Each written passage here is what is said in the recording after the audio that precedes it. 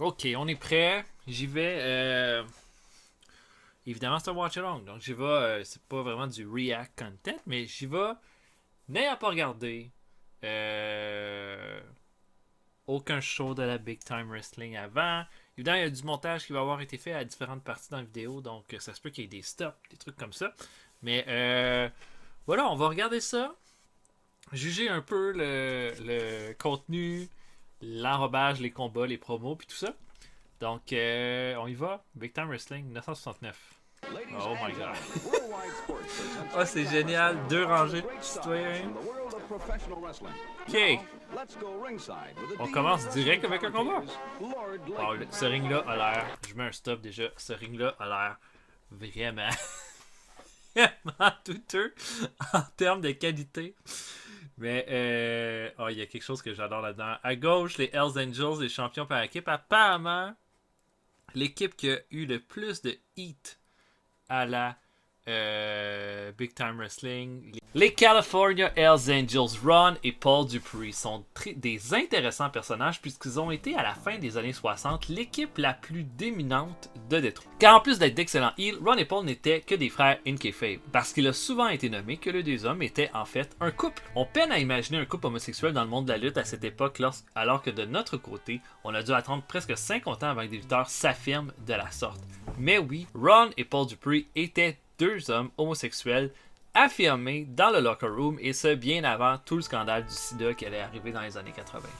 Ron Dupree aura une attaque cardiaque en 1970, ce qui va le pousser à devenir le manager de Paul, qui va se renommer Chris Colt. Sa santé va sérieusement se détériorer et une deuxième attaque va mettre fin à ses jours en 1975. La mort de Ron va bouleverser Colt, qui va continuer de lutter mais va s'enfoncer dans le monde de la drogue. Colt était pourtant connu comme un des meilleurs lutteurs des années 70. Jim Cornette dira qu'il est le meilleur lutteur que personne n'a jamais vu lutter. Et Lanny Poffo va dire qu'il était un des lutteurs avec le plus de potentiel à l'époque. Avec son look à la Alice Cooper, son selling très exagéré, Colt n'aura aucune difficulté à se trouver du travail. Son corps complètement meurtri par contre par tous les bums des 20 dernières années, Colt quitte le monde de la lutte et va même tourner un porno. La rumeur veut qu'il soit mort du sida dans un refuge pour sans-abri dans les années 90.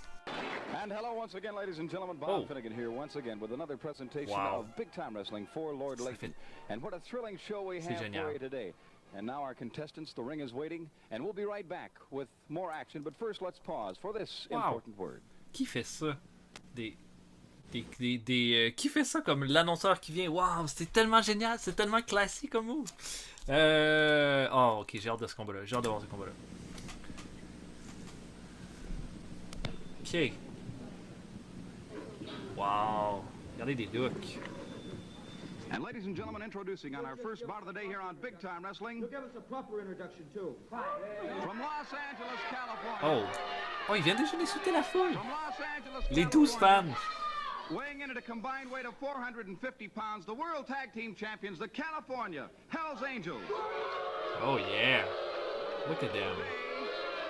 From New York, weighing in at 240 pounds, Arnold Skaaland. Arnold Skaaland est un lutteur avec un parcours très intéressant, dont l'impact a été important, surtout en fin de carrière plutôt qu'au départ. Skaaland était un agile lutteur, parcourant les USA en entier puis en se créant une réputation d'un lutteur peu imposant mais agile avec beaucoup de cœur.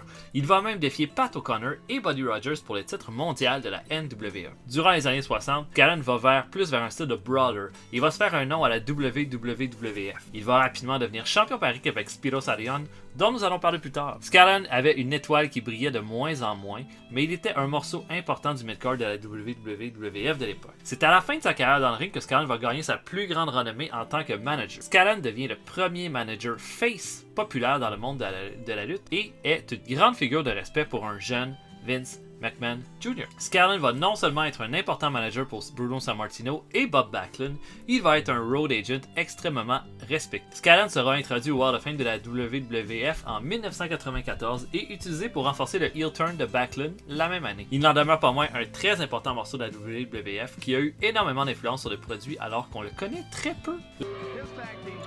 Arnold Skaaland, première fois que je vais le voir. Et J.J. Dillon, alias James Dillon, deux des plus grands managers de tous les temps. Hâte de voir ça. J.J. Dillon est surtout connu aujourd'hui pour être un manager, mais on oublie souvent que sa carrière de lutteur a duré du début des années 70 jusqu'à 1986 en tant que lutteur régulier. C'est pas moins de 10 titres individuels et en équipe que Dillon est recherché durant cette période. On se souvient surtout qu'en 1984, Dillon a eu une chance au titre intercontinental de la WWF contre le champion Tito Santana. La formation des Horsemen le rendra un manager à temps plein, avec quelques matchs par-ci par-là. Cette transition lui donnera le rôle pour lequel on le reconnaît davantage aujourd'hui. En tant que manager des Horsemen, Dillon va servir souvent de punching bag ou de personne causant des interférences pour ses poulains, un rôle qu'il va jouer à la perfection. Ok, niveau look, là, personne n'a l'air particulièrement intimidant, j'ai envie de dire. Mais tu vois que Scarlett, c'est un beefy boy. Mais les rumeurs de homosexualité des Hells Angels ne font que s'intensifier à la vue de ce costume. Oh, j'adore.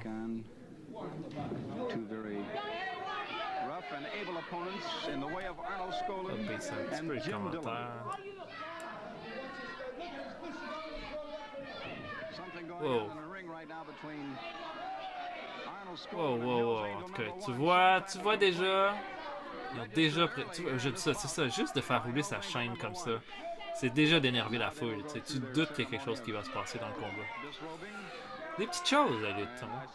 Mais mettre une foule de. Oh mon Dieu. Oh ouais, ils sont très intimidants.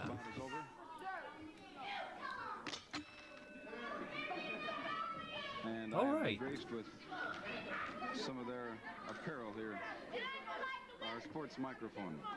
que c'est que ce costume?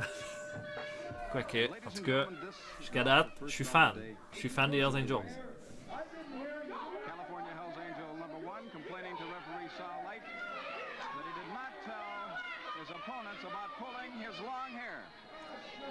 Tu vois, déjà, ils ont tellement bien travaillé la foule dès le départ. Puis tu vois, il y a pratiquement juste des femmes dans cette foule-là. Oh, c'est vraiment impressionnant ça. J'avais pas pensé à ça.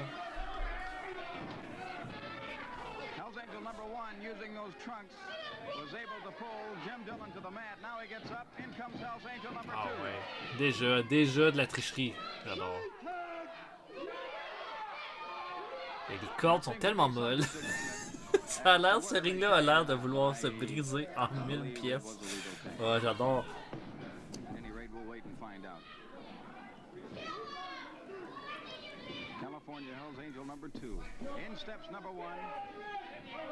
Ok.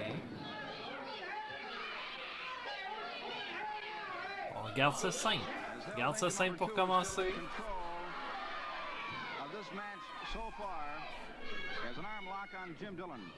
Okay.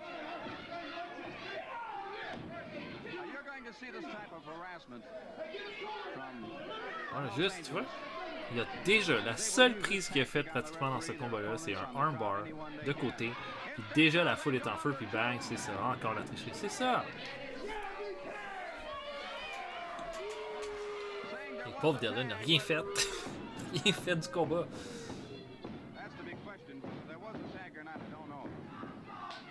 And the tag is made. Je pourrais pas vous dire qui est Chris Colt. Clint, c'est Clint Colt. Hardy 2. Mais alors, Dillon n'a rien fait. Mais oh, Scarlett fait le tag. Oh, l'arbitre n'a pas vu. Et ça c'est classique, c'est tellement cool ça. Look at that. Rien de fancy, tu sais. Comme là, je suis pas en train de vous dire que c'est un grand combat, là, ce qu'on est en train de voir. Des fois, c'est juste de voir le personnage est fait. Comme tu vois, là, Dillon montre rien en tant que lutteur, à mon avis, en ce moment. Là. Il est vraiment juste la base d'un enhancement talent. Puis au moins, les Hells Angels ont une personnalité, tu sais. Puis clairement, les petites choses, la tricherie, ça fonctionne avec la foule à ce niveau-là. Yeah! Puis bon, on n'oublie pas, on est en 69, la lutte, c'est pas pantoute la même chose qu'aujourd'hui, mais voilà, le tag est fait, là. Oh! Oh shit! Oh, génial! La bonne patate! Oh non, Scarlett a tu sais, comme a toujours eu la gimmick du gars ordinaire qui abandonne jamais. puis clairement, là... Oh mon Dieu, l'annonceur est juste là! Il est tellement proche! Oh, j'adore.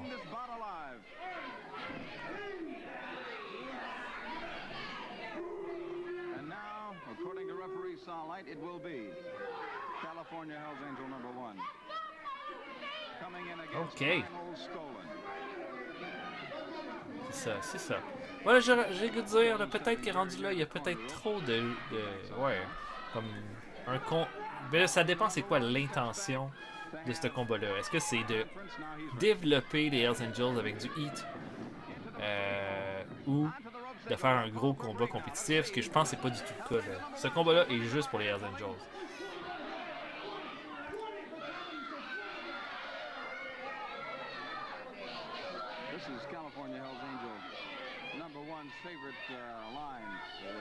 Ok. Tu vois que Scarlett déjà est plus haut sur la hiérarchie de la lutte de l'époque que Dylan. Mais c'est ça, ça prend juste ça. Ils sont.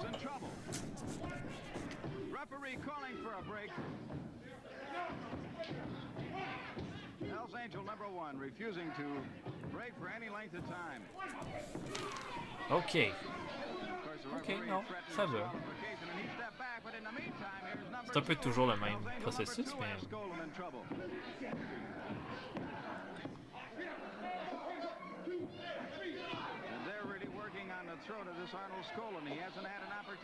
Pauvre Dylan, il peut rien faire.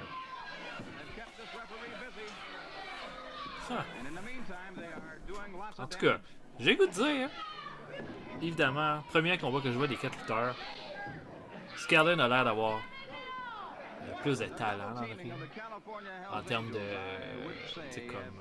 présence et tout ça, mais les Hells Angels, au niveau du personnage, au niveau du travailler le heel, définitivement excellent. Puis Dylan a l'air comme, je sais pas, du gars qui vend la crème glacée dans la rue, tu sais, comme, ce gars-là a l'air inoffensif.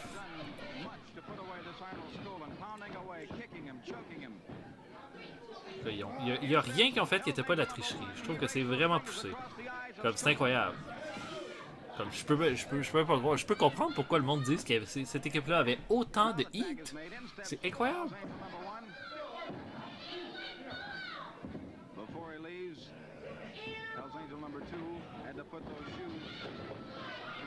Et le tag. Oh, le hot tag. James Dillon. Oh, bonne patate. Jimmy Dillon. Oh. Oh, les mamans, les femmes aiment ça. Oh. Et là, évidemment, pas de temps de niaiser, paf! Dillon est immédiatement. Oh, bon coup de pied. C'est pas un combat swift, mais je trouve que... Oh! Ouh! Coup de pied d'en face, je pense que c'est fini. Oh, ouais. Bon, ok, c'était pas incroyable. Mais dans les faits, j'ai le goût de dire, pour une introduction à c'est qui les Hells Angels, je trouve que c'était un bon match. Puis, wow, ils ont vraiment joué la carte du heat là, dans ce combat-là. Impressionnant. Oh, puis on n'a pas fini. Tiens, un petit...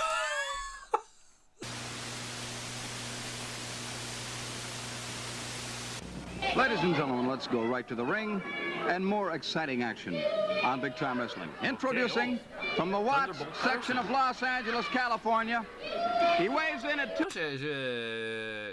tout cas, tout ce que je sais de Thunderbolt Patterson, j'ai vu aucun combat de lui. Jusqu'à présent, tout ce que je sais, c'est des vidéos de Jim Cornette sur Thunderbolt Patterson qui, à mon avis, était pas très élogieux envers Patterson, mais surtout vers la fin de sa carrière. Je pense que là, en 69, c'est va. Puis son adversaire... And 51 pounds, the sweet man, Thunderbolt Patterson.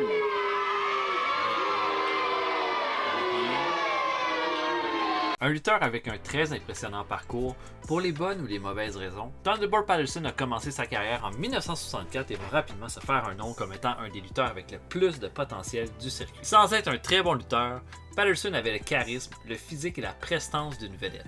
ce qui lui donnera plusieurs opportunités dans le circuit des fédérations de la NWA. Patterson va accumuler 20 titres individuels et par équipe dans sa carrière et sera une importante attraction partout où il ira, que ce soit en tant que heel ou face. Patterson sera cependant blacklisté de la NWA pour différentes raisons.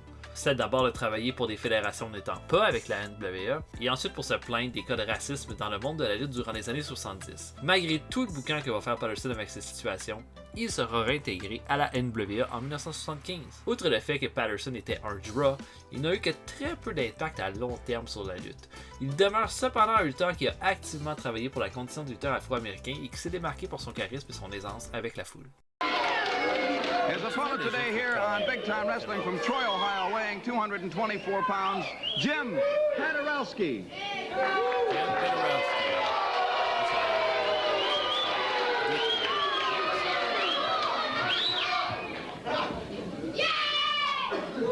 Now you will be able to see the sweet man in action here on Big Time Wrestling as he now prepares to take on a new opponent in the way of Jim Paderewski. We await the bell. Both men to the center of the ring.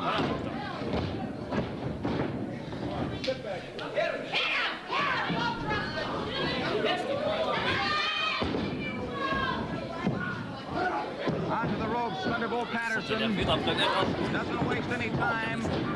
They're going to work on this Jim Paderewski.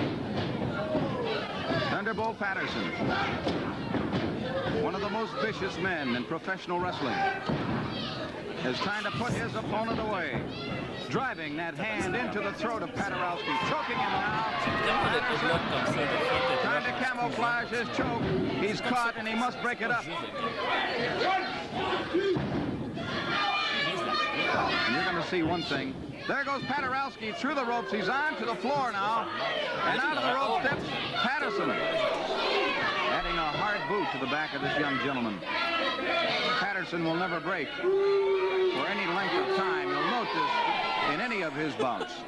He doesn't give his man a chance, an opportunity to take a breath. As you see here, he has Paderewski on the ropes. He's hitting him, gouging his eyes. Trying to put his man away just as fast as possible. Paderewski comes to life now. Putting that fist in there. He needs Patterson. He has Patterson in the corner. And there's a mistake that many a wrestler has made. You never take your eyes off Thunderbolt Patterson because he is always ready. Paderewski feeling that one really hit the man. Now Patterson has him in the air. He puts one to the midsection. Patterson now putting the boot to his opponent. Screaming something to the audience. He puts him down again. And this Paderewski, I can tell you, is having a hard time trying to catch a breath. Patterson literally pounding the breath right out of his opponent. He now works on the eyes. He drives his opponent into the turnbuckle. He has Paderewski in trouble. And we could, ladies and gentlemen, be very near the end of this bout.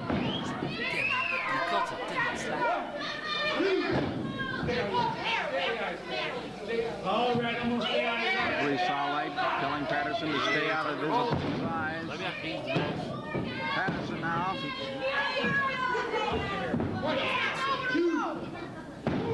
There was that right.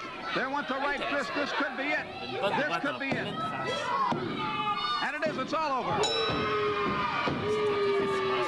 It's all over, ladies and gentlemen. And the winner of the fall of the match is Thunderbolt Patterson. Coming in.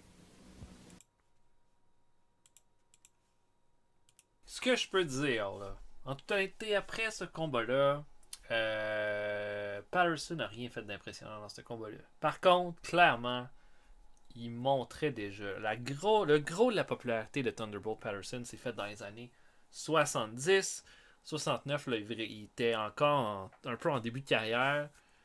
Il n'a pas montré rien dans le ring d'intéressant, mais il a montré de l'attitude. Puis clairement, ça c'est bon. Mais apparemment, de ce que j'ai vu, c'est qu'il était extrêmement populaire en Georgie, qui est pas du tout Détroit. Puis je pense peut-être que c'est pas la bonne crowd pour lui. Apparemment, Thunderbolt Patterson, avec la foule afro-américaine, était super populaire.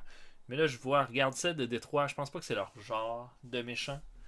Comme de ce que je comprends après avoir vu quelques combats là-bas, c'est que c'est vraiment plus des méchants un peu plus... je dirais pas... Patterson semble un peu trop flamboyant dans la personnalité. Je pense qu'il préfère des plus clairs, tu sais. Puis là-dessus, voilà. J'ai pas trouvé que c'était mauvais, mais en tant que showcase, il y avait vraiment rien d'impressionnant. Could be it. And it is, it's all over. It's all over, ladies and gentlemen, and the winner of the fall of the match is Thunderbolt Patterson. Coming in. Un autre match. C'est le prochain combat. J'ai vraiment hâte de voir c'est quoi. Montrez-moi. Ladies and gentlemen, we take you now to the ring in our next exciting bout of the day here on Big Time Wrestling. It's a pleasure for me to introduce at this time from Greece, weighing in at 280. Ça, c'est Spiros Arion. 83 pounds, ladies and gentlemen, Spiros Arion. C'est aussi pourquoi j'ai hâte de parler. His opponent today here on Big Time Wrestling from parts unknown, weighing in at 240 pounds, the Spoiler. Concernant le spoiler, ne vous fiez pas à mon commentaire sur le spoiler durant ce combat-là. Assurément, on est loin ici de Don Jardine qui est l'imposant et agile légende de la lutte qui jouait le spoiler. Après analyse de la situation, je dirais que le spoiler dans cette vidéo a de très bonnes chances d'être J.J. Dillon sous un masque, en se méfiant au physique et aux cheveux blonds qui ressortent du ring. Maintenant, est-ce que je me trompe? Personne peut, en tout cas, je sais pas qui peut confirmer que c'est J.J. Dillon qui est sous le masque, mais clairement, ce n'est pas le spoiler comme on le connaît. L'histoire ne nous rappelle pas beaucoup le nom de Spiros Arion, lutteur d'origine grecque qui va lutter à travers l'Europe. Il va avoir son premier drink de popularité en Australie. On l'oublie aujourd'hui, mais dans les années 60 et 70, l'Australie était un très important marché. Et beaucoup de lutteurs légendaires vont débuter en Australie, comme Spiros Arion. Après une légendaire rivalité avec Killer Kowalski, Arion va faire le saut aux USA et plus précisément à la WWF. Il va immédiatement devenir champion par équipe avec Tony Parisi. Même si Spiros fait d'autres territoires, il sera surtout un mainstay de la WWF et va surtout être le plus grand taillé de Bruno Sammartino durant son long règne de champion du monde. Après avoir été le clean cut babyface parfait durant des années, Spiros Arion va choquer le monde de la lutte avec un des turns les plus mémorables des années 70 quand il va trahir Chief Jay Strongbow et devenir le poulain de son ancien rival Freddie Blassie Jr. Arion, complètement réinventé, va être un important pilier heel jusqu'à sa retraite et va même être dans le combat vedette du Madison Square Garden 3 fois contre le champion du monde et ancien allié Bruno Sammartino. Il ne remportera cependant jamais le titre mondial. Certains diront que Arion demeure à ce jour une des plus grandes vedettes de la lutte en Australie avec Bill Dundee. Il aura eu une impressionnante carrière et surtout un impact pour son heel turn. Malheureusement, son nom ne résonne plus tant dans le temps en comparaison avec certains autres légendes de l'époque. J'ai vraiment hâte d'avoir ce match-là. On va voir, j'ai aucune idée qui est plus chaud. This will be another appearance. The Greek wrestler Spiros Arion, and I'm sure by this time he is a favorite of many of you fans out there. And here you see a different type of wrestler. He has a different approach. He has a very big determination when it comes to his opponent. And there's our bell. You will see what I mean. Arion est un gros gars. Et le spoiler, pas gros du tout. C'est ça. Arion in his unusual style as he doesn't back off. He stays right with his jusqu'à là, opponent. tout ça, tout était c'est Thunderbolt Patterson, les Hells Angels, ça a été des combats parce que les Heels ont complètement dominé le match. J'ai hâte de voir si on va avoir quelque chose d'un peu plus partagé. Puis Arion est assez là. Ça fait penser à Bruno Sammartino. As close as possible. C'est un lutteur, tu sais, comme He is very aggressive in the ring, as you can see. donc il y a vraiment quelque chose très haut du coup, mais très crédible aussi, regardez ça. Oups! A spoiler now. Spoiler. Punching away at Spiros Arian. Ça spoiler pas beaucoup de Arian really taking some punches right out il n'y a of pas the le chin même now costume. as the Spoiler spoiler souvent avait has Arian on the je me ropes. rappelle, avait un costume un peu, un masque rouge avec un costume For a jaune. break. Arian steps back. Là, il est vraiment plus dans la simplicité, mais on est très tôt dans sa carrière. Arian with a real hard forearm Bon coup, et là, le blow. spoiler. Jacks the Du spoiler. chicken chip heel, c'est ça qu'on veut. Regardez les mémés là, qui délirent dans le ring. Here's that confidence I told you about a moment ago. And when he puts one on you, he puts Il one a l'air de on montrer you. des belles choses. Pour moi, ça manque un peu d'intensité dans Spiros Arian. sa façon d'être. Tu sais, par exemple, Thunderbolt Patterson tantôt a l'air d'être un lutteur qui a des bases beaucoup moins Has bonnes. derived much of his wrestling Mais ability and his technique. il était plus intense. Il a l'air un peu plus crédible. The Greek wrestlers of old and the Greek warriors of Ça, ancient times. And he tries to carry on the great Greek tradition in the ring.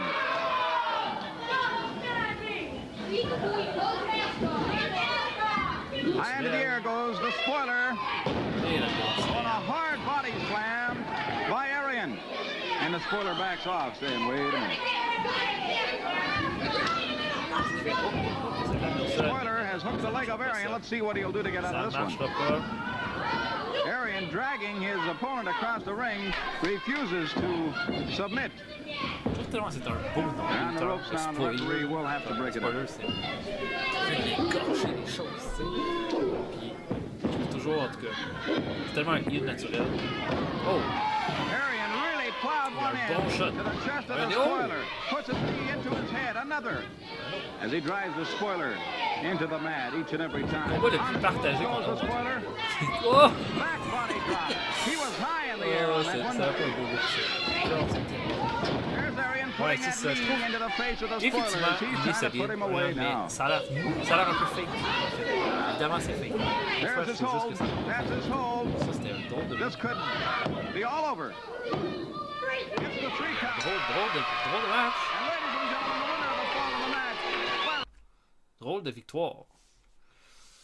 Je sais pas trop quoi en penser, honnêtement. Spiros Arian m'a pas impressionné du tout. Je l'ai trouvé tellement mou, tellement calme, tu sais, comme tellement pas investi dans le combat. De l'autre côté, le spoiler a fait ce qu'il pouvait, mais clairement, là, on voit, là, il était pas là du tout. Jusqu'à date, je dirais, c'est pas super bon. Comme, à la limite, le meilleur match depuis le début m'apparaît être le combat des Hells Angels. Pas parce que c'était beaucoup, comment je dirais, partagé, mais parce que c'était des tactiques, les petites choses. Clairement, ces deux gars-là savaient ce qu'ils faisaient en étant limités. Le combat de Thunderbolt Patterson, c'est un squash match où est-ce que Patterson fait juste attaquer. Il n'y a pas vraiment de construction, puis il n'y a pas de fluidité. Ce combat-là, clairement, Spiros Arian a une meilleure fluidité. Le spoiler, c'est un lutteur aussi. Mais les deux, j'ai pas l'impression que c'était un bon match. Puis aussi que, là je parle pas un bon match, c'était pas un bon combat. Définitivement. Pour moi, ce qu'on vient de voir, c'est la pire affaire. Mais ça manquait d'intensité. Comme j'ai pas été impressionné par Spiros dans tout ça. Voilà. Weighs in at 315 pounds. Big Jess Ortega. His opponent here on Big Time Wrestling from Phoenix, Arizona. He weighed in at 243 pounds. Blackjack Gordon. Difficile de trouver beaucoup d'informations sur Ortega. On sait qu'il a été un des mid-cards les plus importants de la Big Time Wrestling de Détroit dans les années 60 et 70. Il aura plusieurs noms, dont Bull Ortega, Jesus Cardenas, le Mighty Ursus et Ortega Son. Ortega était un homme très large qui pouvait bouger dans le ring, qui avait d'excellentes bases. Il aura une carrière aux USA, mais aussi au Japon où il apprendra même la langue. Ortega va être du mid-card longtemps, mais aura aussi son grand moment de gloire en étant challenger contre Bruno Sammartino pour une séquence de 3 matchs. Ses performances ne vont pas le maintenir en haut de carte et Ortega finira sa carrière dans le ring à Détroit sans flafla. Il aura cependant un très intéressant virage en tant que manager, alors qu'il sera le valet, mais aussi littéralement le garde du corps du Great Kabuki qui faisait ses débuts au USA. Sachant parler japonais, Ortega va être le mentor de Kabuki durant le début de sa carrière. Ortega va succomber d'une crise cardiaque et va mourir en 1977. Je suis bien curieux de regarder ça. Ortega est quand même un big boy. C'est un gars de 352 livres annoncé. C'est sa vidéo, on va juste un peu. Okay, il a l'air d'un lutteur, même si c'est en fin de carrière. Bien curieux de regarder ça. Mais wow, regardez ça, ça c'est un gars qui s'appelle Blackjack Gordon. Il a l'air, là. Il a l'air, je sais pas. Là. Il a l'air d'un vidangeur, je sais pas. Comme. Il a l'air de rien. Du tout. You see Big Jess Ortega moving around in that ring.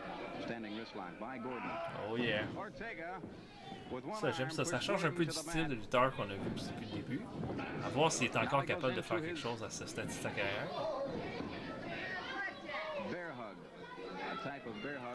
Et... Oh, doigt dans les yeux. Oh, ça l'a fauché.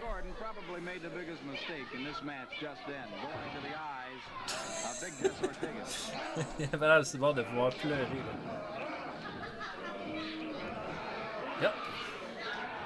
Throwing a few punches in there, wasn't able to do any damage, but he gets a hard one right into the forehead from Jess Ortega. Okay. And we heard that one land. It was really in there. C'est ça.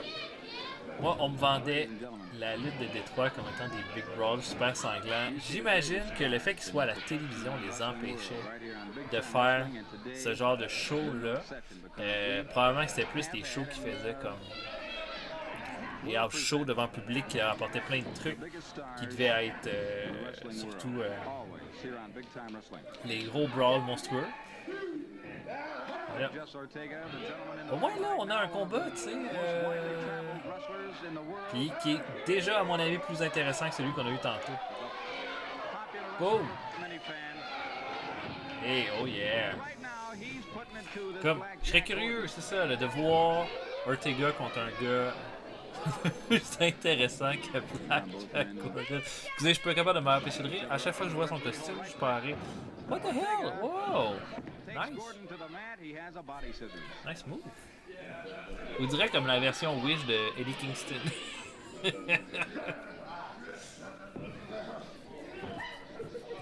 là, il y a comme un peu plus de trucs intéressants. Oh! Nice! Wow! J'avais jamais vu ça, une façon de faire comme ça. De le soulever comme ça quand il est dans le body scissor pour le malmener un peu. C'est quand même nice. Oh my god! Je l'adore! Oh ouais, définitivement. Jusqu'à date, Ortega est celui que je préfère. Parce qu'il fait pas grand chose, tu sais. Mais ce qu'il fait, c'est crédible. Puis tu y crois parce qu'il est fort. Parce qu'il a l'air fort. Puis tu le vois, là, son adversaire a vraiment l'air de souffrir. Comme j'ai goût de dire, jusqu'à date, meilleur combat. D'un pur point de vue lutte, là. Meilleur combat. Puis c'est ça, là, Gordon en profite parce que Ortega est gros, donc se lever c'est compliqué. Donc il va pas le garder au sol. C'est juste un bien fait. Bien fait.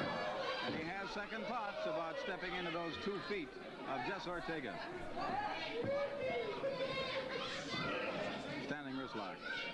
Applied by Ortega. He takes his man down. Referee saw light is there to ensure that the bout is... Whoop. Ah non, j'adore ça. Il est comme un peu grumpy old man qui, à tous les moments, pourrait juste te faire plus mal, mais il sortit un peu parce qu'il est quand même pas si méchant que ça. Puis là, il est limité par sa vitesse, puis de son âge. J'adore. Comme meilleur lutteur de la soirée et de loin jusqu'à là. Je dirais. C'est ça, c'est ça. C'est vraiment un beau showcase, comme Gordon de toute façon. Avec un accoutrement comme ça. Il ne vraiment pas être en mesure d'avoir aucune offensive. Doigt dans les yeux. Encore une fois. Il va perdre son calme. Il va perdre son calme.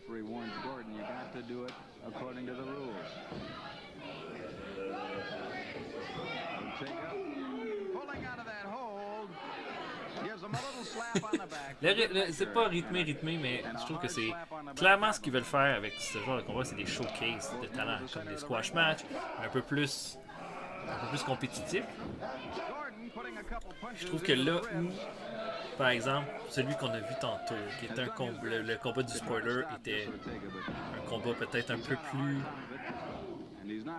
de lutte, mais j'y croyais pas une seconde. Là, au moins, je veux dire, je crois au personnage de Ortega. Oh! Wow! Nice. J'aurais intéressé de voir qu'est-ce qu'il a fait dans son jeune temps, plus jeune temps. Là, clairement, il a l'air dans la cinquantaine avancée. La cinquantaine avancée, cinquantaine, pardon, excusez-moi. Oh! Attention! Gordon! Est-ce qu'il est crédible? L'effet que Ortega ne veuille pas voudrait finir le combat. Ça permet à Gordon de continuellement avoir l'avantage. Wow! Et là, il est énervé. Oh! Ça, j'aime ça que Gordon vende chacune des offensives comme si le gars c'était une machine à tuer. Oh, ça c'était bizarre. Ça. J'aimerais ça voir ce spot-là.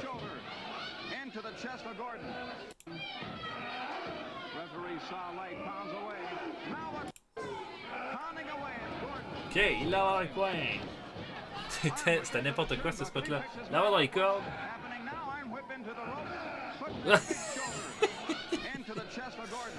I love it. Oh, le body slam. Oh, pas le splash. Ouais, la madame a eu peur. Oh, yeah. Honnêtement, vraiment impressionné. Ben, vraiment impressionné. Impressionné, comme j'ai vraiment aimé ce lutteur-là. Comme je trouve qu'il dégage quelque chose. Dans le ring, tu vois, plus limité, mais c'est ce qu'il fait. Contre un gars comme Gordon qui vend bien ses offensives, ça donne de quoi de divertissant. Puis je vais vous dire, jusqu'à là, c'était moyen divertissant. Ce qu'on a regardé dans les 4 matchs, à mon avis, il y en avait 2 pas bons. Le combat d'ouverture était divertissant à cause qu'il y avait c'était intéressant. Les tactiques qui étaient mises en place, mais celui-là est intéressant d'un point de vue. C'est un gars intéressant qui ont un jobber qui paraît bien. Donc voilà, bien content, beaucoup aimé. Et je découvre ce lutteur-là, vraiment content. Big Jess Ortega. Prochain match. Je suis pas mal curieux là. Ladies and gentlemen, we come to bout number 5. Here on Big Time Wrestling, we go to the ring and introduce to you, from New York City, weighing in at 250 pounds, Mark Lewin. Que j'ai jamais vu lutter, mais on va faire un stop quand ça va commencer. C'est en 1953 que débute la carrière de Mark Lewin. Lewin, dès le départ, est considéré comme un phénomène et un jeune prodige. Extrêmement athlétique, il est également hyper puissant, pouvant soulever 500 livres alors qu'il est un tout jeune adulte. Lewin a son premier succès en équipe avec Don Curtis, où il va devenir le premier champion par équipe de la WWF. Ils vont démarrer une mémorable rivalité avec les frères Graham. Plusieurs fois, ils vont faire le main event du Madison Square Garden et faire vibrer la foule de la WWF. C'est au début des années 60 que Lewin va encore davantage marquer les esprits en développant sa gimmick du Maniac, gimmick qu'il va utiliser avec succès dans plusieurs territoires. Parce que Lewin n'est pas seulement qu'un excellent lutteur, il a un charisme indéniable. Il va profiter de ce renouveau pour devenir une méga star en Australie et aura une rivalité incroyable en tant que partenaire et adversaire avec King Curtis Iaukea. Lewin va toujours se trouver du travail et va s'avérer un important élément du système de territoire jusque dans les années 1980. Autant capable de faire un bon match de lutte qu'un combat hardcore sanglant, Lewin était un phénomène et un des lutteurs les plus mémorables des années 60 à 90. Wrestling from Kansas City, weighing in at 305 pounds, Ox Baker. Ok, vraiment intéressant celui-là, parce que là, c'est vraiment 2 lutteurs assez légendaires qui s'affrontent entre Mark Lewin et Ox Baker.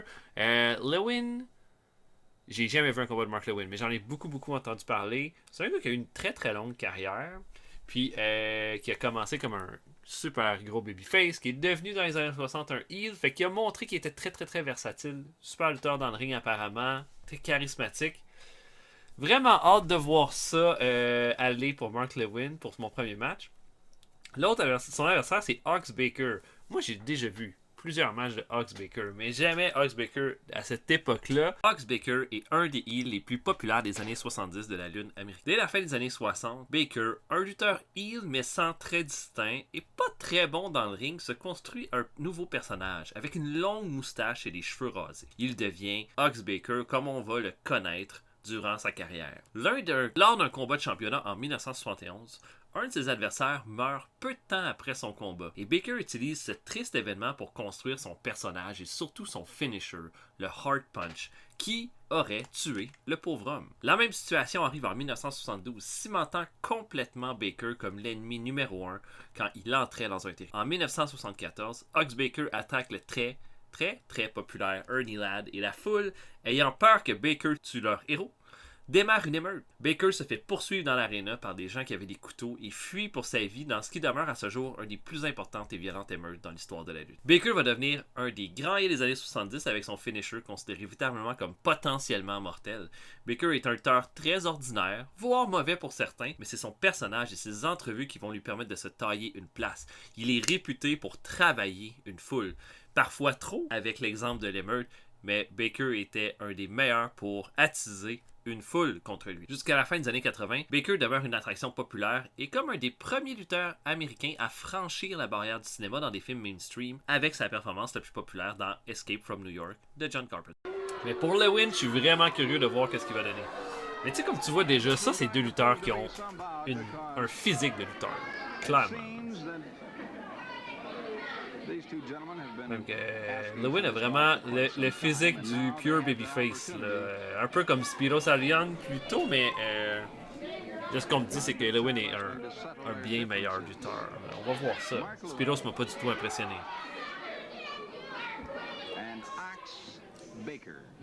Oh non, non. Oh, look at that. What a piece of shit.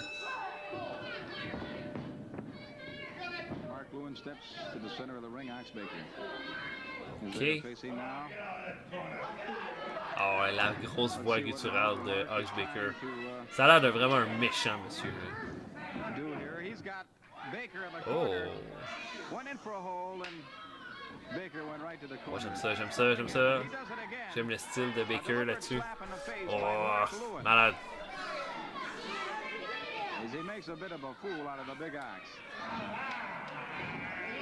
Ok.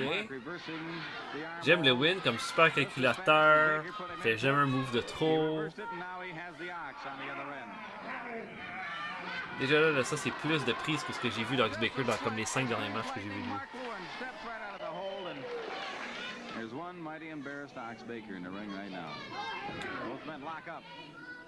Et le punch dans le buffet. Oh oh oh.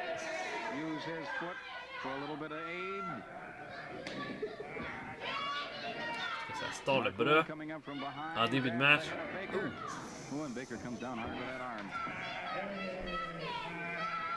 C'est ça, Lewin qui ne punch pas, qui utilise sa technique pour prendre des dessus. Il est tellement relax. Tu vois, en fait, c'est relax ou extrêmement concentré. C'est, dans tous les cas, je trouve ça intéressant.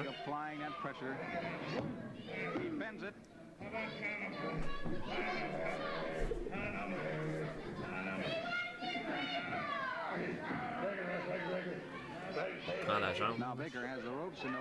Ok, ça commence slow. Mais déjà là, les deux lutteurs sont bien installés dans leur personnage pour commencer. Oh, Lewin est tellement en contrôle, j'adore ça. C'est tellement cool la façon qu'il lutte. Il fait aucune face, il est Iceman, il fait penser comme ça, il est très Dean. On n'est pas au même niveau technique, là, mais c'est un petit côté Dean Malenko que j'aime beaucoup. Et Baker, là, comme qui fait tout, là, tout pour essayer de prendre l'avantage, j'adore ça aussi. Oh! Ah, vraiment, ça c'est un pourri, ça. C'est un vrai pourri. Il est étrange. Lâche-le! Wow. C'est ça. Ça, là, ça c'est du heat magnet, là, quand tu luttes comme ça. And Baker refusing to break. He breaks just long enough to break the count. Oh, ouais, ça. Oh, nice. Nice move. On voit pas assez cette prise-là. En plus, ça, c'est quelque chose qui est super safe pour l'adversaire quand tu l'étrangles de cette façon-là. C'est ça, c'est lui, il tient avec ses bras. C'est ça, c'est ça. Puis en plus, les cordes sont tellement slack. Personne va se faire mal, là. Oh! Et là, tu vois, Lewin est tanné. Non. Ouh! Nice move!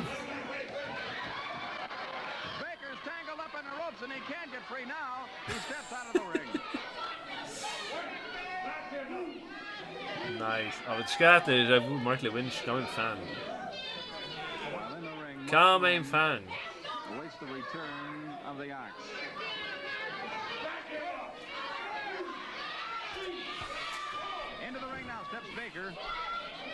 Et là, tu vois, Lewin a l'air plus concentré. Oh! La fin, il y a une main, ça c'était tout much.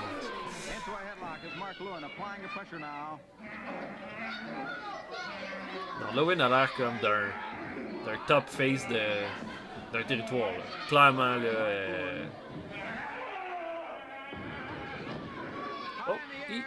Oh!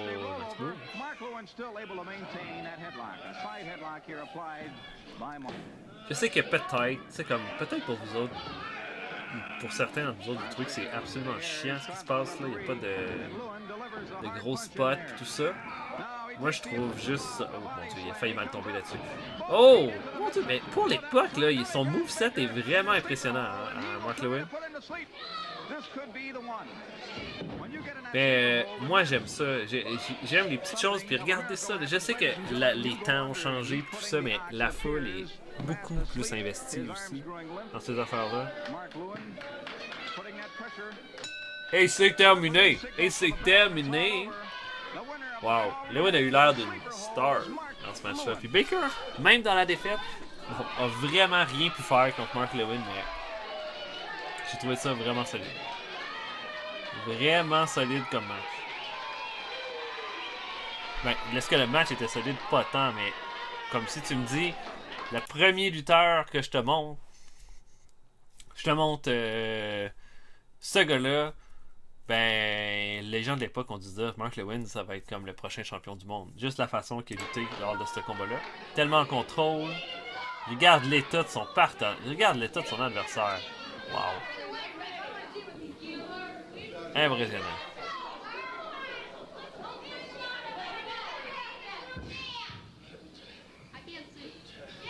Qu'est-ce qu'il fait là? Oh, il replace la nuque.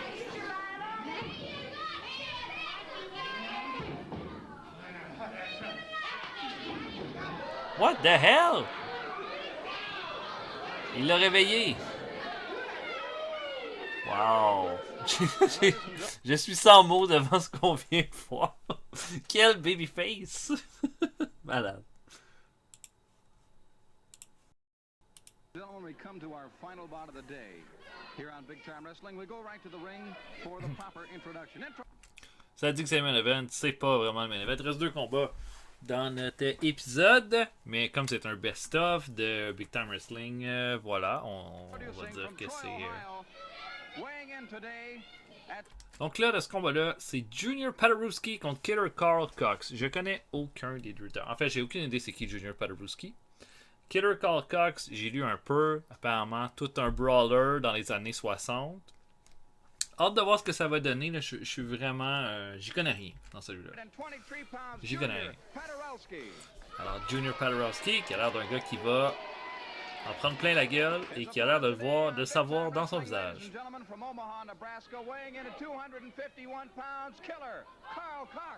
Killer Carl Cox a pris très peu de temps avant de devenir un important nom de la lutte. Durant les années 60, Cox affrontait tous les meilleurs babyface des États-Unis et de l'Australie. Un ancien Marine, Cox était reconnu pour son brawling, pour son intensité, mais surtout pour ses promos puisque Cox était un des lutteurs les plus à l'aise au micro à l'époque. En 1971, après avoir lentement changé son image, Cox va devenir un babyface qui va rapidement devenir très populaire. Avec la qualité de sa psychologie et le fait qu'il était un lutteur très sécuritaire malgré son style de brawler, Cox était non non seulement un lutteur populaire avec la foule, il était très populaire dans les vestiaires. Cox, même jusqu'aux années 80, restera un important nom du haut de carte dans les territoires. Killer Carl Cox qui est tout habillé. Ah non, c'est ça, j'avais pas vu son gros slip noir, mais.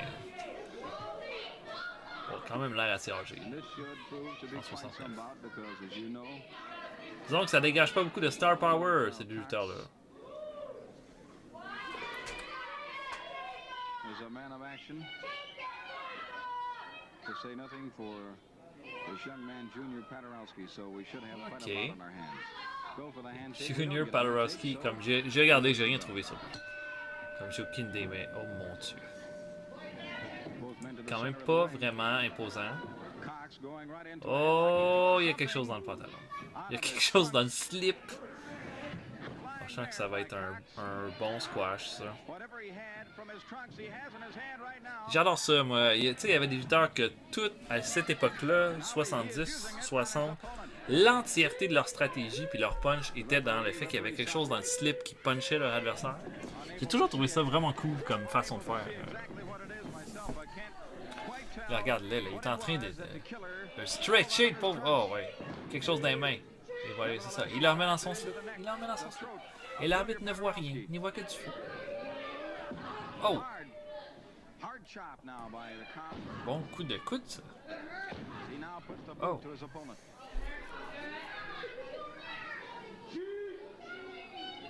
Et un bon punch. Un bon punch en patate. Puts a big punch on Paderewski. Now grabs him by the hair and he's reached into his trunks once again. Et voilà, un bon punch à la gorge. Encore une fois, hein? L'arme cachée. Pour moi, je pense que le pauvre Paderewski va rien faire. Il va faire aucun. Oh, il veut pas finir ça.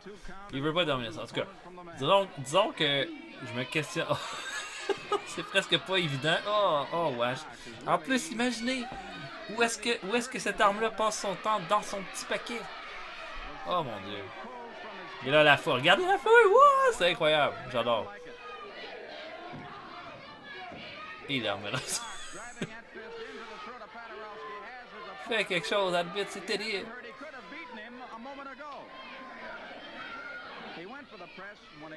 Et oh, dans le buffet.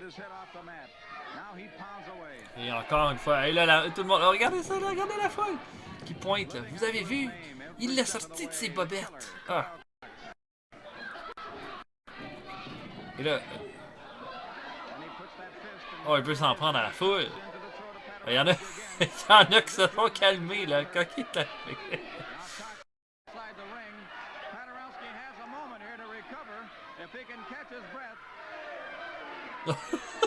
J'adore. Ça, là, c'est ça qui manque à la lutte à cette heure. Des gens tellement investis qui pensent que c'est vrai qu'ils veulent se battre avec le lutteur. Et encore une fois. Oh. Et c'est ça, hein, comme je vous l'ai dit, t'as totalement offensive mon rapport à ça. Oh! Il veut s'en prendre à une lady? Pas bien, ça. Oh, un bon punch. Et là, je veux dire, faut en finir, là.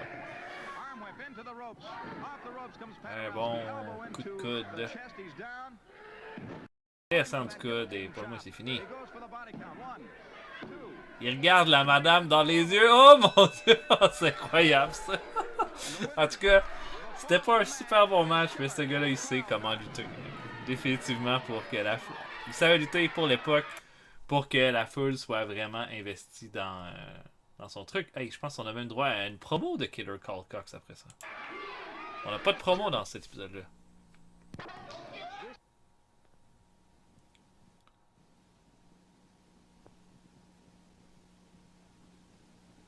And now, ladies and gentlemen, we step ringside to have a word with the Killer Carl Cox. And I know you've returned to this area with something in mind, and I would like to give you this opportunity to talk about that. First of all, I would like to say that I'm very sorry, I feel very sorry for the people that live in this part of the United States. It's a darn shame that they got to live under constant fear. Every morning, every night, they go to bed, they live in constant fear. They wake up in the morning, they live in constant fear. It's an outright shame. Now, they should move down to some part of the country where they see a little sunshine. Up here, they wake up, they're afraid they're going to wake up in the morning to see the sunshine, some bright day, and they're all going to go blind. Now, that's a fact. So let me say this, before I leave here, I got a little bit of time. Before I leave, I would like to say that I'm sure you have heard of my reputation around here, and you are going to hear more of it. Wow, regardez ce visage-là. Ce visage-là, c'est le visage d'une piece of shit. De première, regardez ça. Oh, j'adore. I'm here to stay, so get used to me. Don't go sending any letters. Just save your money, save on the stamps. Just come out, just watch. The main thing that I'm here for is the United States champion. You're after the Sheik, the U.S. heavyweight champion, in other words. Is that right? That may be correct. You know, I have wrestled all over the world. I just come back from a very successful tour in Japan, in Australia, in the Middle East, Hawaii, and I've heard so much about how the Sheik is going around beating everybody, hitting them with the fire and everything. I would like to say this. The Sheik had hit me with the fire one time a few months ago, put me out of action for about 6 weeks. I thought I was going to leave the sight in this eye. Now, everybody thought I'd forgotten about that. I'm sure Mr. Sheik has thought I'd forgotten about it, but I haven't forgotten about it. I am here. I am here to wrestle the Sheik. If he can get enough guts and enough money together to come out and challenge me anytime, any place, I will be here, and I haven't forgotten this. Ça, c'est Abdul. Abdul El quelque chose. J'oublie. Come out here. The what? The Weasel, he's called. That's a matter of opinion. I can say a few things, but they will cut this thing right off the air right away. C'est lui qui allait devenir le Grand Wizard un petit peu plus tard. So, if he's a weasel to you, he's a little bit lower than a weasel to me. You amaze me. What he is on the bottom of the ocean. What you amaze me, Cox. I'm not with you. You've got more guts than brains. You were in the hospital once as a result of what the Sheik did to you. Now, if you had a brain in your head, you'd run in the opposite direction away from him. You're back here now to stay. Do you want to stay in the hospital permanently? You want both eyes out? Let me tell you this. Now, I'm going to be very nice to you. Incroyable. En tout cas, on va faire la critique là, de ce segment-là, mais les deux lutteurs, en tout cas, le manager est incroyable, mais Killer Karl Kox au micro est super bon. I am not going to wrap you in your mouth, which a lot of people like to see me do, because I don't want to dirty my hands on you. Now, just let me say this. And you carry this back to the United States champion. You and him both and everyone else think that I've forgotten about him hitting me in the face with the fire. I haven't forgotten that, pal. I won't forget it. So when the time comes, you tell Miss, come here, I'm not going to hurt you. No, I'm not going to. Just come here. Because I want you to hear this. You tell the Mr. United States heavyweight champion this. You tell him, any way you know how to talk to him, that I am here and I'm not leaving until he gives me a match. And if I don't get the match with him, I may take it out on your hide. So if you don't want to take it out on your hide, you just pass that message along, pal. All right? Okay. I see that the message gets there, and I'm going to show you how big my heart is. After you meet the Sheik, any place, anywhere, we're even going to start you in business. We'll buy you the tin cup and a gross of pencils to stand on the street corner, because you'll be blind for life. That's fine. At least I'll have an honest occupation. Well, it's been a pleasure speaking with you. Thank you very much. It's been a pleasure speaking with you. And I'm not through. You'll hear a lot more about me. Ladies and gentlemen, that's the Killer Karl Kox. We heard both sides of the story, one from the Weasel and the Sheik and one from the Killer. We don't know who's going to lose who or what's going to happen, but anyway, at any rate, it should prove to be interesting. And ladies and gentlemen, now we come... OK. Là, avant qu'on commence pour le main event, faut parler de ça. Cette promo-là était géniale. En fait, de ce que je comprends, c'est que Killer Karl Kox est un face dans toute cette histoire-là. Il se montre super respectueux. Dans le ring, c'était celui qui avait le plus de hits de tous les matchs qu'on a vus ce soir. Ce que je pense, c'est que la promo a peut-être pas été faite la même journée que son combat qu'on vient de voir, vu que ça y a une coupure. Les gens dans la foule n'ont pas l'air d'être les mêmes personnes non plus. Donc peut-être que c'était à un autre moment donné. Mais vraiment étrange, hein, parce que Karl Kox agit vraiment comme un heel, mais dans cette promo-là, il agit un peu tweener, la façon qu'il parlait. Hein. J'ai beaucoup aimé là, quand il a dit « Habituez-moi à me voir parce que moi je m'en vais nulle part ». J'ai vraiment aimé ça. C'était une super bonne promo. Comme j'avais jamais vu lutter Killer Carl Cox, ni je l'ai jamais entendu. Dans le ring, j'ai pas été particulièrement impressionné par le combat qu'on a vu. C'était vraiment basic. Puis c'était de la triche, mais en même temps, ça l'a fait l'effet que ça devait avoir avec la foule, j'imagine. Mais clairement, cette promo-là, elle était super bonne. Il est très aisé au micro. Puis définitivement, c'est quelqu'un que j'imagine, t'as ça dans ton territoire, tu peux construire autour de ce gars-là. Puis, je veux dire, en tant que promo avec un face, c'était bon. Le manager de Weasel, qui, je me rappelle plus c'est quoi exactement son nom, là, mais j'ai ça là, il fait partie de ma base de données, puis de notre partie de TW 2020. Super intervention aussi, comme clairement, là, il y a vraiment une face à fesser dedans, un look, un peu de ramener ça à son client, le chic, ça fait très Paul Heyman, j'ai trouvé, quoique beaucoup moins aisé, là, à l'aise dans ce rôle-là. Mais en gros, là, super bonne promo, là, comme j'ai vraiment été impressionné. Ok, dernier combat de la soirée, c'est un match entre Jim Dillon, donc J.J. Dillon qui est de retour. Et là, je suspecte qu'on a vu 3 fois J.J. Dillon lutter ce soir, alors que je ne l'avais jamais vu lutter avant. On l'a vu dans le combat d'ouverture, et je pense que c'était lui qui jouait le spoiler. Je me fie à la shape, aux cheveux blonds qui dépassaient du masque. C'était pas le spoiler, la légende là, de la lutte. Là. Vraiment pas, là, clairement pas. Donc, il va affronter Arnestis Recknick. Aucune idée. Qu'est-ce que ça va donner? Let's go ringside. Ladies and gentlemen, introducing from Provo, Utah, weighing in today at 232 pounds, Jim Dillon. Un accueil réservé from pour Russia, James weighing Dillon. in at 236 pounds, Arnestis Bresnik. Donc là, c'est le dernier combat. Puis, je vous le dis, là, c'est pas... Dans le fond, c'est que ça marche pas. Ça marchait pas à l'époque comme ça marche aujourd'hui pour la lutte. Dans le sens que il y a beaucoup d'émissions de lutte qui terminaient pas nécessairement leur épisode avec le meilleur combat de la soirée, mais souvent avec le pire. Ils appelaient ça un curtain match. Donc un combat que tu vas pas nécessairement terminer. Mais un combat là, que tu te sers juste pour comme, occuper les derniers instants pour remplir le show. Et c'est ça qu'on a. Donc je pense qu'on n'aura pas de fin à ce combat-là. Je dis ça, peut-être que je me trompe. Jusqu'à là, J.J. Dillon ne m'a pas impressionné du tout, à aucun niveau. À aucun des combats. Oh, un bon punch dans bon punch dans le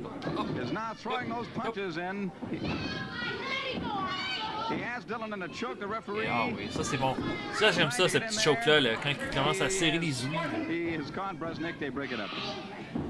Now they go to the corner. Bresnik in a headlock. Puts that fist in there. Resnick. J'ai aucune idée c'est qui Resnick. Dans tous les cas, là, on a clairement pas de lutteurs qui ont le look pour aller loin. Jim Dillon's debut here on Big Time Wrestling. Check ça, il squeeze la gorge. From way out in Utah.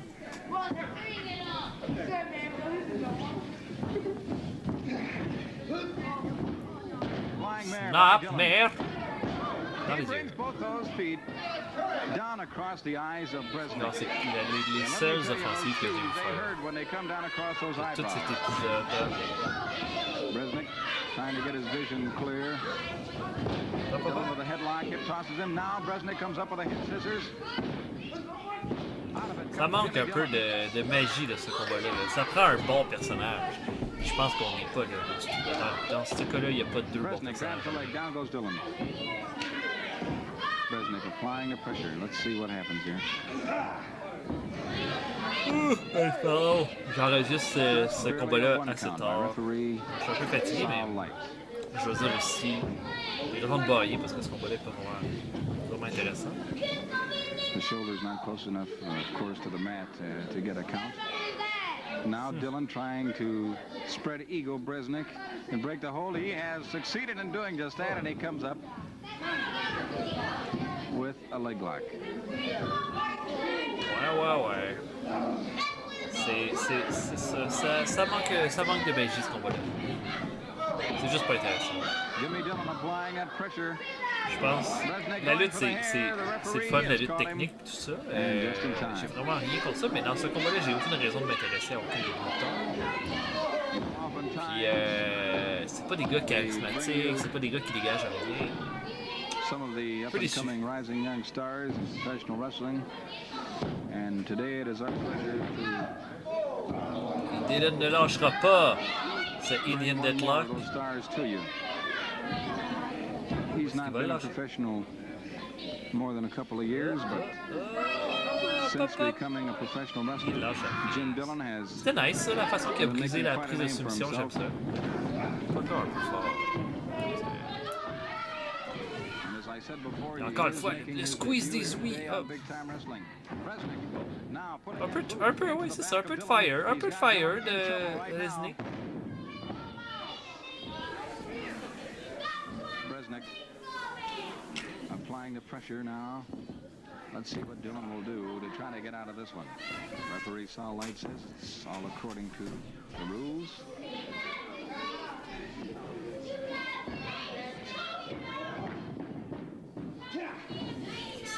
Ça me prendrait. Ce combat-là est bon quand il y a un peu de brawl. Là, c'est que de la technique, c'est moins intéressant. C'est ça que j'ai à dire. Oh, il est en train de le stretcher. La foule a l'air de s'en foutre. Et là, les couleurs psychotroniques se font aller sur mon écran. Merci.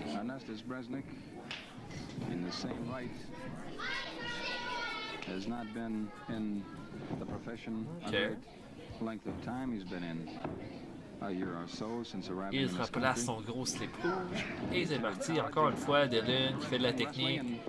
Since has pursued wrestling as a profession. So you might say c'est pas très intéressant.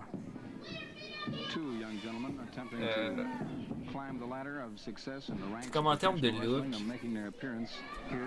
termes de, je veux dire, ça c'est comme un combat d'ouverture, j'imagine. Ou un dark match dans un show. Able to get just a one count. Bresnik comes up on top. Oh, watch your leg, watch your leg. Oh.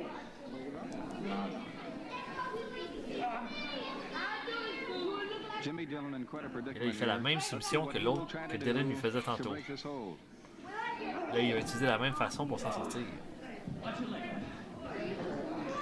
Bresnik in control with the leverage now. Dillon reaches around behind, trying to grab that leg, trying to hook the leg of Bresnik now. He'll try to get his leverage. En tout cas, si tu me donnes le choix, je vais dire Resnick est définitivement plus intéressant à regarder. Dylan a rien sur de la technique, puis du selling.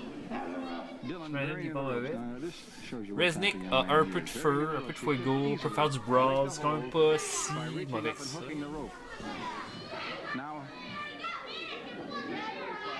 Oh mon Dieu, regardez l'état des corps. Oh mon Dieu. They're under the ropes now, and the referee in this case now must break the hold. Bang! Bang! C'est ça qu'on veut voir. Un peu de feu. Puts the boot to Jimmy Dillon. He comes around from behind and still has the young man in trouble. Oui! Bresnik stepped back. Now he's after Dillon. He has him in a headlock. Bresnik in a move. Okay. Grabs another side headlock now, and again he rakes those fingers across the eyes of Jimmy Dillon. C'est ça. Tiens, quelle bonne claque. Jimmy Dillon trying to get his sight back now. He'll size up his opponent. Dillon grabs the headlock. S'il l'amène au sol puis prendre sa jambe, là, oh, un petit coup de poing. Un petit coup de poing de Dylan, on n'a pas vu ça souvent, hein. Ah non, des petites claques, puis bang. Our final bout of the day, meaning that we are going the remainder of the time available here on this match. But time is running out. It is a curfew bout. Oh, sur les fesses. We are coming close to the end of our program today. Thus far, we've had no winner, ladies and gentlemen. Oh. Our bout is still underway.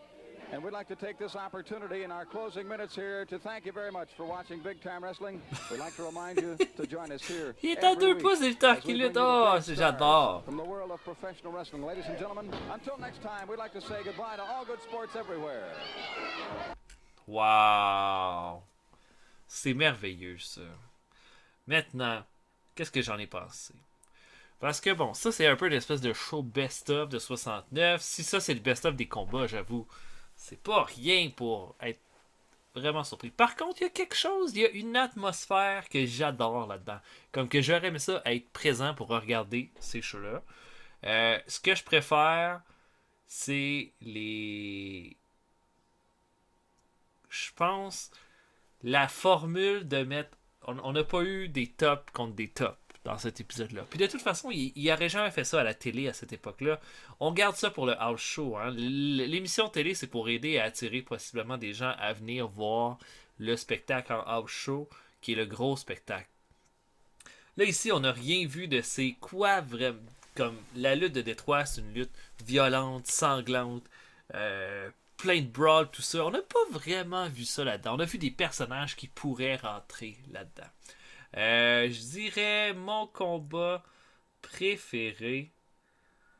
C'est quand même une bonne question. J'ai quand même aimé le Mark Lewin contre Ox Baker. Ortega contre Blackjack Gordon était possiblement le meilleur combat de la soirée. J'ai beaucoup aimé Ortega. Première fois que je le voyais. Un lutteur assez unique. Pas extrêmement impressionnant dans le ring, mais qui faisait bien les choses. Fait que je vais dire Ortega a été possiblement mon préféré dans le ring. Lewin a été vraiment bon aussi. Lewin et Ox Baker ont donné un bon match, mais Lewin a été le lutteur le plus impressionnant aussi. Probablement lui le plus impressionnant. Mon coup de cœur va être Killer Carl Cox. Dans le ring, c'était bon, mais c'est la promo d'après le match, la seule promo de l'épisode qui a été vraiment, vraiment bonne. Pour le reste, Spiros Ariane contre le Spoiler a vraiment pas été très impressionnant. Thunderbolt Patterson qui défonce un pauvre Jim Dillon, ça a pas été impressionnant. Puis les Hells Angels ont bien fait dans l'opener. Je dirais que ça a été un bel épisode. C'était le fun à regarder. Ça se regarde bien, les combats sont courts. C'est pas tout qui est vraiment intéressant, mais non, beaucoup aimé ça. Puis, je sais pas. Est-ce qu'on va voir là, en mettant ça en ligne, qu'est-ce qui va se passer si ça passe le test du copyright. Mais, ouais. J'ai vraiment aimé ça. Puis, j'espère que vous avez apprécié aussi. Puis, je vous souhaite à tous une excellente journée. Salut tout le monde, à la prochaine.